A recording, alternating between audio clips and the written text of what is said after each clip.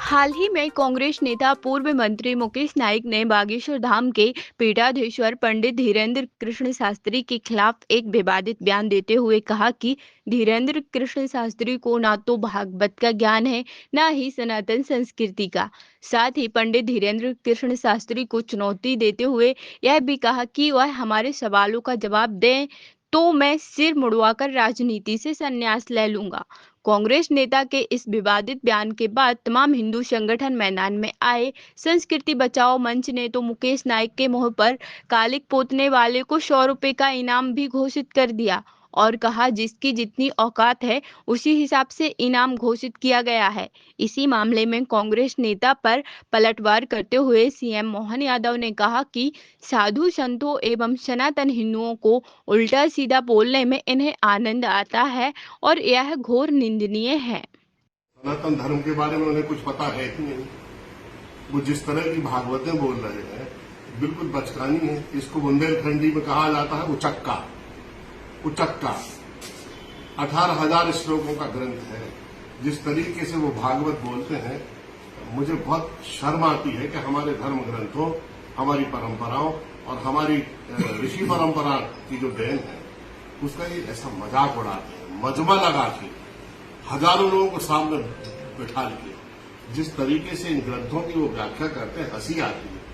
ना तो इस बागेश्वर धाम वाले बाबा को रामचरितमानस का ज्ञान है, ना भागवत का ज्ञान है, ना इसको वैदिक परंपरा का ज्ञान है। वैदिक जो वांग्मय है, ये वैदिक वांग्मय आप जानते हैं क्या है? वैदिक वांग्मय में ऋग्वेद, सामवेद, अथर्ववेद, स्थापत्य वेद, धनुर्वेद, आयुर्वेद, गंधर्व वेद और इसके साथ वेदों का जो यूनिफाइड फील्ड है, शिक्षा है, निरुक्त है, व्याकरण है, छंद है, प्रतिशाख्य है, न्याय है, वैशेषिक है, अरण्यक है, ब्राह्मण्य है, सांख्य है, योग है, दर्शन है, कर्म मीमांसा है। इस और ज्योतिषवती प्रज्ञा को भी 27वां स्थान वैदिक वांग्मय में हमारी आज की ऋषि परंपरा के लोगों ने दिया है। क्या ज्ञान है उनको इन सब विषयों का? चिल्लाते फिरते हैं सनातन धर्म, सनातन धर्म। अभी लोगों की मृत्यु हो गई, उसका उपहास कर रहा था ये इलाहाबाद में कि इनको मोक्ष मिलेगा। अरे तुम आ जाओ, तुम और तुम्हारे पिताजी को वहां ढकेल के मोक्ष दे देते हैं। व्यवस्था करने की बजाय, लोगों की मदद करने की बजाय, लोगों की सहायता करने की बजाय आप उनका उपहास उड़ा रहे हो, मजाक उड़ा रहे हो। इनको कोई ज्ञान नहीं है। और आज के समय में जो धर्म का अंधानुकरण है, ये इसके मूर्तिमंत रूप है धर्म के अंधेपन के। ये वो लोग हैं जो पर्चे मर्चे लिख के छोटी मोटी सिद्धियों को लोगों के सामने रखकर लोगों की आंखों में धूल झोंकते हैं, धार्मिक आस्थाओं का दोहन करते हैं, धर्म को राजनीति का औजार बना रहे हैं और प्रचंड सांप्रदायिकता को भारत में प्रोत्साहन दे रहे हैं। मैं चुनौती देता हूं बागेश्वर धाम को कि वो मंच लगा ले।